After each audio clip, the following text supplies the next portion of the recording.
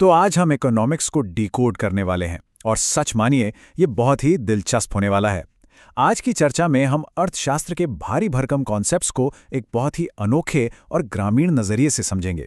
और इसके लिए हम चलेंगे गांव की सैर पर, पालमपुर गांव की कहानी के जरिए। चलिए सीधे मुद्दे पर आते हैं। अब सबसे पहला सवाल जो हमारे दिमाग में आता है वो ये है कि आखिर ये पालमपुर गांव है कहाँ? अगर हम इसे खोजना चाहें तो किस राज्य का नक्शा उठाएं? खैर, इसका जवाब थोड़ा हैरान करने वाला है। इसे किसी भी मैप पर खोजने की कोशिश बिल्कुल व्यर्थ होगी। क्यों? क्योंकि पालमपुर वास्तव में कोई असली जगह है ही नहीं। ये पूरी तरह से एक काल्पनिक गांव है, एक हाइपोथेटिकल सेटअप जो सिर्फ इसलिए बनाया गया है ताकि हम उत्पादन यानी प्रोडक्शन के मूल सिद्धांतों को बहुत ही आसानी से समझ सकें। इस एक छोटे से गांव के जरिए हम ये बेहतरीन तरीके से समझ सकते हैं कि संसाधन, लोग और पैसा असल जिंदगी में एक साथ मिलकर कैसे काम करते हैं। तो चलिए आज की चर्चा का एजेंडा देख लेते हैं। हम शुरुआत करेंगे पालमपुर के परिचय से, फिर समझेंगे उत्पादन के कारक, जमीन की अहमियत, लेबर की व्यवस्था, पूंजी और कर्ज का जाल, और आखिर में बात करेंगे अधिशेष यानी सरप्लस वेल्थ की। फटाफट आगे बढ़ते हैं। सबसे पहले जरा इस गांव का सामाजिक ढांचा समझते हैं। देखिए, पालमपुर में कुल 450 परिवार रहते हैं, लेकिन ये बटे हुए हैं। इनमें से 80 परिवार उच्च जाति के हैं और कड़वी सच्चाई ये है कि गांव की ज्यादातर जमीन का हिस्सा इन्हीं के पास है। इनके घर पक्के और काफी बड़े हैं। वहीं दूसरी तरफ गांव की 1/3 आबादी यानी करीब 150 परिवार दलित हैं, जो गांव के एक कोने में छोटे और कच्चे घरों में रहते हैं। ये जो असमानता है ना, यही आगे चलकर इस गांव की पूरी अर्थव्यवस्था को तय करेगी। अब आते हैं हमारे पहले मुख्य भाग पर, उत्पादन के कारक, यानी वो बुनियादी नियम जो किसी भी चीज को बनाने के लिए जरूरी हैं। किसी भी चीज के उत्पादन के 4 प्रमुख स्तंभ होते हैं। पहला है भूमि या लैंड, जिसमें जमीन के साथ साथ सभी प्राकृतिक संसाधन आ गए। दूसरा है श्रम यानी लेबर, मेहनत। तीसरा है भौतिक पूंजी या फिजिकल कैपिटल, जो उत्पादन में लगने वाले साधन हैं। और चौथा, जो शायद सबसे जरूरी है, मानव पूंजी यानी ह्यूमन कैपिटल, जो हम इंसानों का ज्ञान और कौशल है। सच कहूं तो इन चारों के बिना एक सुई तक नहीं बन सकती, खेती तो बहुत दूर की बात है।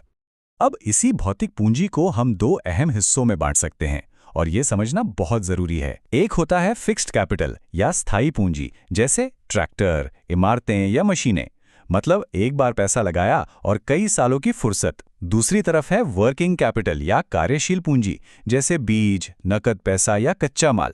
ये वो चीजें हैं जो रोजमर्रा के काम में खर्च हो जाती हैं और जिनकी जरूरत बार बार पड़ती है। बिल्कुल सिंपल है ना? चलिए अब हमारे दूसरे हिस्से पर चलते हैं, जमीन, जो कि फिक्स्ड है लेकिन उस पर प्रेशर लगातार बढ़ रहा है। देखिए, सबसे बड़ी चुनौती ही यही है कि जमीन एक स्थिर संसाधन है। ऐसा तो है नहीं कि कोई जादू की छड़ी घुमाई और खेत रातों रात दुगने हो गए। पालमपुर में भी सारी जमीन पहले से ही खेती के काम में ली जा चुकी है, लेकिन दूसरी तरफ इंसानों की जरूरतें और आबादी लगातार बढ़ रही हैं। तो सवाल ये उठता है कि इस लिमिटेड जमीन से बढ़ती हुई डिमांड को आखिर कैसे पूरा किया जाए। इसका एक बहुत ही स्मार्ट हल निकाला गया है, मल्टीपल क्रॉपिंग या बहुविध फसल प्रणाली। किसान जमीन का 1 इंच भी बेकार नहीं छोड़ते। बरसात के मौसम यानी खरीफ में वे ज्वार और बाजरा उगाते हैं, फिर अक्टूबर से दिसंबर आते आते उसी खेत में आलू की खेती करते हैं, और सर्दियों यानी रबी के मौसम में गेहूं बो देते हैं। इस तरह एक ही साल में एक ही जमीन से कई फसलें निकालकर वे अपने प्रोडक्शन को मैक्सिमाइज कर लेते हैं। अब मल्टीपल क्रॉपिंग और हाई यील्डिंग वैरायटी वाले बीजों का इस्तेमाल करके गांव में पैदावार तो कई गुना बढ़ा दी गई, लेकिन यहां एक बहुत ही गंभीर सवाल खड़ा होता है। क्या हमारी जमीन आधुनिक खेती के इस भारी दबाव को हमेशा सहन कर पाएगी? यही एंट्री होती है ग्रीन रेवोल्यूशन यानी हरित क्रांति की। इसके दोनों पहलू एकदम साफ हैं। एक तरफ तो इसके फायदे बहुत बड़े हैं। रासायनिक खादों और आधुनिक मशीनों की मदद से बम्पर पैदावार हुई। लेकिन अगर हम दूसरी तरफ देखें तो इसके लॉन्ग टर्म नुकसान बहुत डरावने हैं। ज्यादा केमिकल्स के इस्तेमाल से मिट्टी की प्राकृतिक उर्वरता धीरे धीरे खत्म हो रही है, और ट्यूबवेल के बेतहाशा इस्तेमाल ने ग्राउंड वाटर लेवल को खतरनाक हद तक नीचे गिरा दिया है। अब आते हैं तीसरे अहम हिस्से पर, श्रम की व्यवस्था। आखिर खेतों में ये सारी मेहनत करता कौन है? पालमपुर में लेबर का हिसाब किताब भी आपके स्टेटस से तय होता है। जो छोटे किसान हैं वो अपने खेतों में खुद और अपने परिवार के साथ मिलकर पसीना बहाते हैं। उन्हें बाहर से मजदूर नहीं बुलाने पड़ते, लेकिन जो मझोले और बड़े किसान हैं, जिनके पास लंबी चौड़ी ज़मीनें हैं, वे अपने खेतों में काम करने के लिए भूमिहीन मजदूरों को दिहाड़ी पर रखते हैं। और यहीं से शुरू होता है असली स्ट्रगल। डाला और रामकली जैसे खेतीहर मजदूरों की कहानी बहुत कड़वी सच्चाई बयां करती है। उनका साफ कहना है कि ट्रैक्टर, हार्वेस्टर और खरपतवार नाशक दवाइयों ने उनका रोजगार ही छीन लिया है। मशीनें आ गईं तो इंसानों का काम कम हो गया। हालत यह है कि अब साल भर में उन्हें 5 महीने भी ठीक से काम नहीं मिल पाता। बाकी टाइम या तो खाली बैठना पड़ता है या फिर किसी ईंट भट्टे जैसी जगह पर जाकर काम ढूंढना पड़ता है। चलिए अब बढ़ते हैं चौथे सेक्शन की तरफ, पूंजी और कर्ज। आखिर खेती के लिए पैसे आते कहां से हैं? यहां जो सबसे चौंकाने वाली बात है वो ये कि कैसे पैसों का इंतजाम छोटे किसानों को एक भयंकर कर्ज के जाल में फंसा देता है। सविता नाम की एक छोटी किसान का केस ही देख लीजिए। खेती के लिए पैसे चाहिए थे तो गांव के बड़े किसान तेजपाल सिंह से उधार लिया। ब्याज दर सुनेंगे, 24%, वो भी सिर्फ 4 महीने के लिए। और इतना ही नहीं, मजबूरी देखिए कि कटाई के टाइम पर सविता को तेजपाल के खेत में मात्र 100 रुपए दिहाड़ी पर काम करने की शर्त भी माननी पड़ी। पैसों की ताकत का जो फर्क है ना, वो एकदम शीशे की तरह साफ है।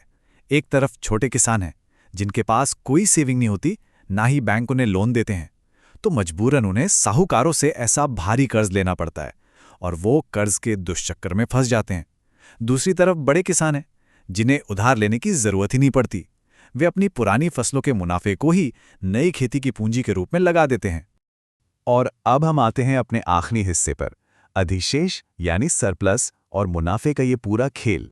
इस पूरी ग्रामीण अर्थव्यवस्था का मास्टर की है ये एक शब्द, सरप्लस। आसान भाषा में समझें तो खेती से जो भी पैदावार हुई उसमें से अपने परिवार के साल भर के खाने पीने का राशन निकाल लीजिए।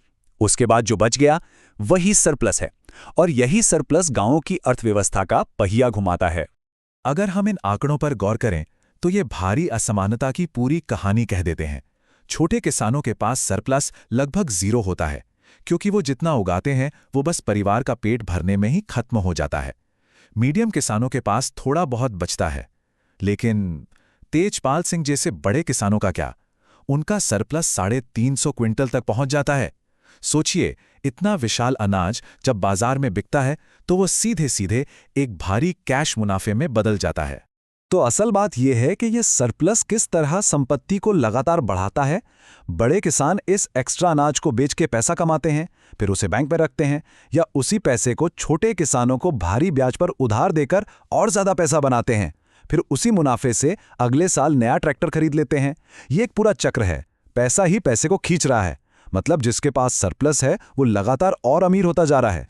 अब इस पूरी चर्चा के बाद एक बहुत ही गहरा सवाल उभर कर सामने आता है।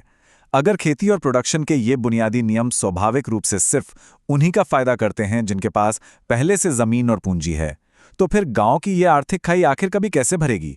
क्या नई नीतियां या आधुनिक तकनीक कभी इस गहरी असमानता को मिटा पाएंगी? इस सवाल पर जरूर सोचिएगा। इसी के साथ आज का ये विश्लेषण यहीं खत्म होता है। जुड़ने के लिए शुक्रिया। जल्द मिलते हैं एक नए दिलचस्प टॉपिक के साथ।